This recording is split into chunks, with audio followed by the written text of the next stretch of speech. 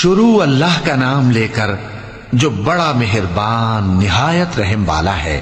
جو لوگ کافر ہیں یعنی اہل کتاب اور مشرک، وہ کفر سے باز رہنے والے نہ تھے یہاں تک کہ ان کے پاس کھلی دلیل آ جائے، یعنی اللہ کا ایک پیغمبر جو پاک اوراق پڑھ کر سناتا ہے جن میں مستحکم آیتیں لکھی ہوئی ہیں، اور اہل کتاب جو فرقوں میں بٹے ہیں تو دلیل واضح کے آنے کے بعد ہی بٹے ہیں، حالانکہ ان کو حکم تو یہی ہوا تھا کہ اللہ کی عبادت کریں، اطاعت کو اسی کے لیے خالص کرتے ہوئے یکسو ہو کر، اور نماز قائم کریں اور زکوٰۃ دیں، اور یہی مضبوط اصولوں والا دین ہے۔ جو لوگ کافر ہیں یعنی اہل کتاب اور مشرک، وہ دوزخ کی آگ میں پڑیں گے اور ہمیشہ اسی میں رہیں گے۔